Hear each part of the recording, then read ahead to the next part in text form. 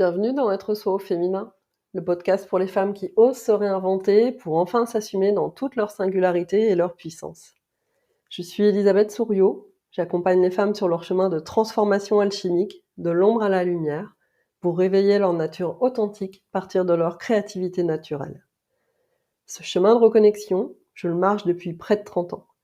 Il m'a permis d'explorer plusieurs approches, jusqu'à sentir ce qui me fait le plus vibrer et qui est au cœur de toutes mes propositions.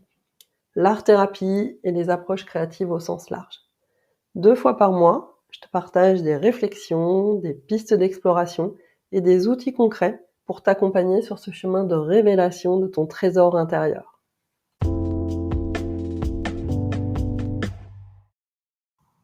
Bonjour cher toi.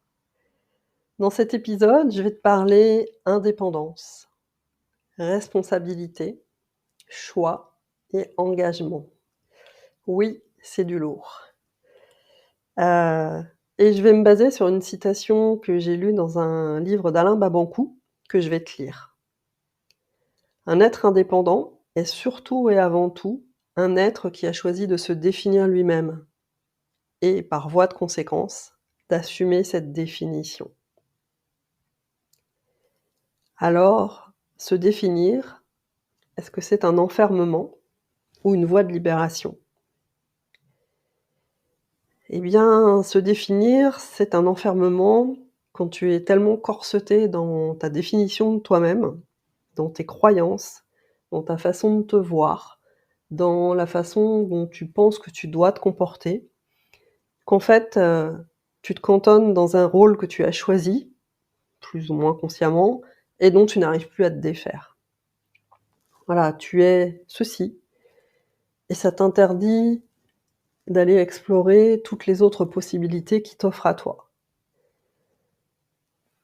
C'est oublier que nous portons tous en nous une dualité, de très nombreuses dualités en fait, et que nous sommes des êtres de contradiction, et que nous ne sommes pas faits d'un bloc, et qu'il y a tellement de possibilités à explorer que ça nous demande une certaine souplesse dans la définition de nous-mêmes.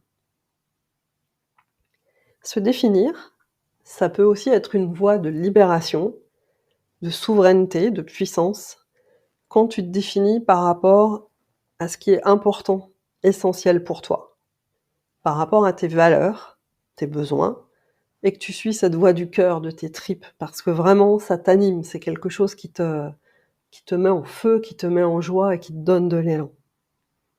Ça peut être très inconfortable, mais c'est toi, ça te correspond vraiment. C'est un choix, une marque de souveraineté et évidemment un engagement à assumer. Et c'est un chemin de tous les instants parce que tu évolues et que ton chemin peut évoluer, tes besoins, tes valeurs peuvent évoluer et donc la définition que tu portes sur toi-même évolue en conséquence.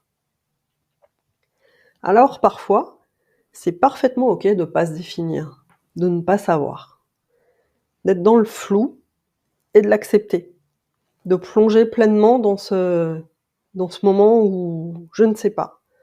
Parce que tu as besoin de te poser, tu as besoin de temps pour, peut-être pour calmer l'agitation, pour faire le point, pour cheminer intérieurement sur un sujet, peut-être pour mieux te connaître dans une situation donnée qui émerge et que tu découvres.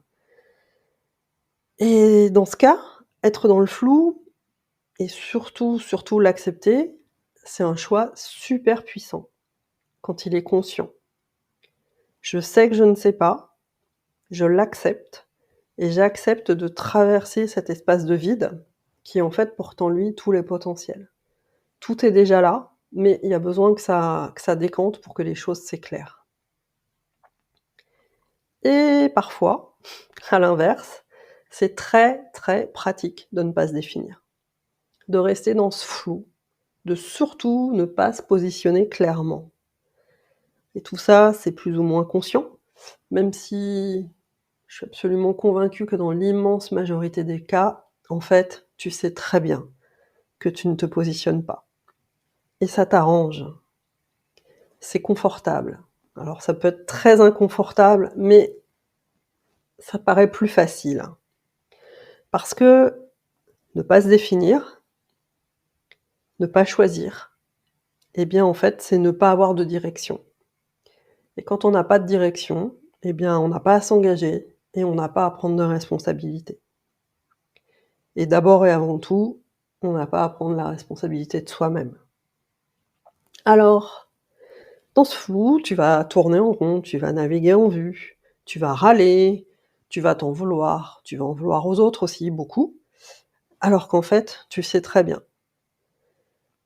Si tu te positionnes et si tu te définis dans cette situation, si tu poses un choix, alors ça implique que la voie est libre, que tu peux plus te cacher derrière ton petit doigt, que le temps de l'hésitation est fini et que c'est le moment d'y aller vraiment. C'est le moment de sortir de ta zone de confort et de passer à l'action. Pas à pas, petit à petit. Bien souvent, en fait, je pense qu'on croit qu'en prenant une décision, on va sauter dans le vide et évidemment, ça fait énormément peur. On sait pas où on va. C'est vraiment comme un saut en parachute. Je l'ai expérimenté, je peux en parler, ça fait effectivement très, très, très peur. Alors qu'en fait, tu es dans le vide quand tu ne te positionnes pas. Et quand tu choisis, je dirais pas que tout s'éclaire, mais en tout cas, tout devient évident. Pas la totalité du chemin, mais au moins le début et la direction. Et à partir du moment où tu as cette direction, tu es libre d'assumer ton choix ou pas. Parce qu'évidemment, dans tous les cas, tu es souveraine. Alors, je t'invite à prendre un petit temps de recul et à observer la zone de flou dans ta vie, dans laquelle tu patauges peut-être depuis un bon moment. La situation, dans laquelle tu évites soigneusement de te décider, de poser un choix. C'est quoi la situation que tu n'arrives pas à regarder en face? Parce que tu aurais l'impression que tu sauterais dans le vide si tu regardais vraiment. Et si tu devais poser un choix, un premier choix, et donc un premier acte à poser pour avancer concrètement, en sachant qu'à tout moment, tu peux changer d'orientation, tu peux réajuster ton chemin en fonction de ton apprentissage, en fonction de ton ressenti et en fonction de ce qui va être juste pour toi. Je t'invite vraiment, si tu te sens concerné par cette histoire de flou et de définition, à prendre ce temps pour regarder les choses en face et à penser, indépendance, souveraineté, plutôt que peur, inconfort. C'est vraiment un réservoir de puissance énorme qui est là en toi et je t'invite à aller l'explorer et je te souhaite une très, très belle exploration. À très bientôt pour le prochain épisode. Tu as aimé cet épisode et tu veux être à l'écoute des prochains? Alors je t'invite à liker et à t'abonner à Être soi au féminin sur ta plateforme préférée. Pour en savoir plus sur moi, mon parcours et mes propositions, je te donne l'adresse de mon site internet dans le descriptif de l'épisode. À très bientôt pour un prochain épisode d'Être soi au féminin.